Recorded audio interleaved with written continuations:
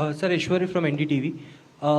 Sir, when this UGC NET examinations already been cancelled after the credible inputs being received by the IC4, what sort of inputs were received? Number one. Number second, sir, there is a lot of financial burden that the students have faced after the examination had been given. Whether the Ministry of Education in future, whenever this examination will be reconducted, will help those students or give any sort of facilities to them as far as giving another round of examination, and when can we accept this examination to be reconducted again?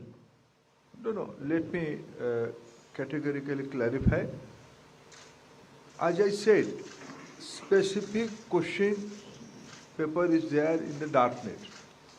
This input has been given by Home Ministry's prestigious organization I4C. When we compare with the document of the said document with our original question set, we come to the conclusion this is a case of question leak. So when you are organizing such a huge prestigious examination for the future assistant professors, for PhD students, you have to maintain the quality. I can't say this is a very nice information I am sharing with you with full pain. We are taking responsibility. We have to rectify the system. Very soon we will come out with dates. We will see how student will be less burdened with the examination, but quality and transparency will be there. 81 to the right. मेरा नाम समीक्षा है और हिंदी खबर news channel से मैं हूँ। Sir, मेरा सवाल ये है कि जब पेपर लीक हुआ, क्योंकि आज अनुराग यादव ने अपना कबूलनामा दिया और पेपर के बाद उसे गिरफ्तार कर लिया गया बिहार में, और डबल इंजन सरकार है आपकी, सर कोऑर्डिनेशन में कहाँ प्रॉब्लम हुई? आप कहते हैं कि हम आश्वस्त करते हैं कि छात्रों के हितों की रक्षा की जाएगी, लेकिन विश्वसनीयता कैसे आएगी?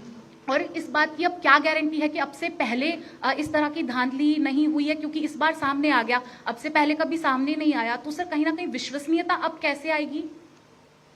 देखिए, इसकी जिम्मेदारी तो मैं लेता ही हूँ।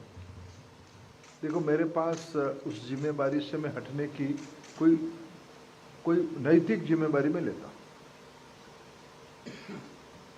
देश के भविष्य को सुरक्षित करना पड़ेगा, गुणवत्ता को मेंटेन करना पड़ेगा, पारदर्शिता को मेंटेन करना पड़ेगा, लाखों गरीब विद्यार्थियों की मेहनत को सम्मान करना पड़ेगा। बिहार सरकार की और भारत सरकार की कोऑर्डिनेशन व्यवस्थित था। कुछ विसंगति हमारे ध्यान में आई है, इसलिए मैंने कहा कि वो सारा प्रक्रिया पूरा होने के बाद इस पूरा चक्र में जो भी जिम्मेदार होगा, जो भी कोई होगा, उसको छोड़ा नहीं जाएगा। बाकी बिहार पुलिस इस विषय में कुछ और अनुसंधान, कुछ और इंक्वायरी और कुछ स्पेसिफिक की ओर जा रही है। उसको पूरा हो जाने दो, पूरा स्पष्टता हो जाएगी। 212 टू द राइट। आपका सवाल हो गया, दूसरों को भी चांस दे दें। सर, विजय सिन्हा ने कहा है कि तेजस्वी यादव और राघव का नाम उन्होंने लिया है कि सर, ये क्या आपका भी ऐसा ही मानना है? अगर है तो उनको गिरफ्तार क्यों नहीं किया जा रहा है? सर, मेरा नाम अजस्त्र पीयूष है, न्यूज़ इंडिया से हूं, और सवाल मेरा यही कि बिहार को लेकर सिकंदर नाम का एक व्यक्ति जिसको अरेस्ट किया, उसको रुकवाने की व्यवस्था तेजस्वी यादव के पीए ने की। आपके मुख्यमंत्री डिप्टी सीएम ने इस बात का जिक्र किया है। तो क्या इस पूरे मामले में आप समझते हैं कि तेजस्वी यादव की भी कोई संलिप्तता थी या उसके पीए की? देखिए, मैं कुछ विषय को फिर अपील करना चाहता हूं, खुद के ऊपर एक संयम रखते हुए। आज के दिन मेरे ओर से, मैं भारत सरकार की शिक्षा विभाग के दायित्व में हूं। एक अनफॉर्चुनेट इंसिडेंट हुई है। हम एक चुनौती भरा समय में गुजर रहे हैं।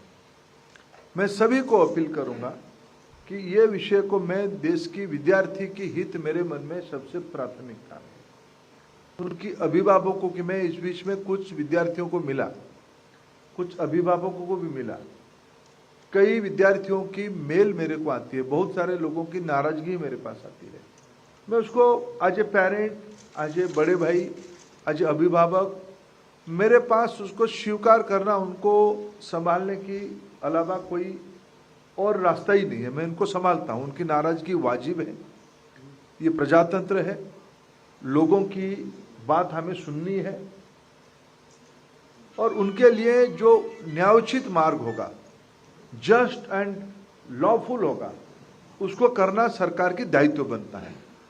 मैं हमारी सरकार की तीसरी पारी में मैं बिल्कुल जिम्मेवारी के साथ आश्वस्त करता हूं, आपको धीरे धीरे दूध का दूध पानी का पानी स्पष्ट आज हो जाएगा।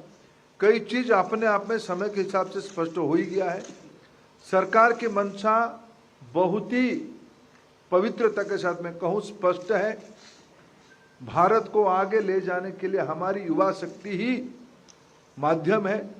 उनको कोई भी प्रकार की असुविधा जाने अनजाने में हो, हम नहीं चाहेंगे।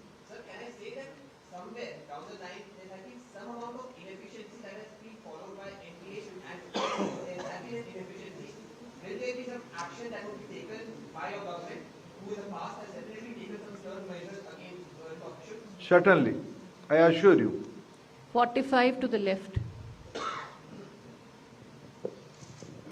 Hi sir, I'm Piyush from India Today. My question is regarding the NEET examinations. We have seen as to how because of the paper leak UGC NET examinations have been cancelled. Can we see that NEET examinations for 24 lakh students be redone? And the another question is about what was the need of changing the mode of conducting the examination of NET from the CBT mode to pen paper mode? This question is also being asked by I think I have already answered by Ritika's question, the part one of your question. तो ये थे धर्मेंद्र प्रधान। एक उच्च स्तरीय committee बनाई है और कहा है कि मैं नैतिक जिम्मेदारी जरूर ले रहा हूं और मैं आज के दिन राजनीति पॉलिटिक्स नहीं करना चाहता। लेकिन इस पूरे पेपर लीक मामले में हमारे साथ बहुत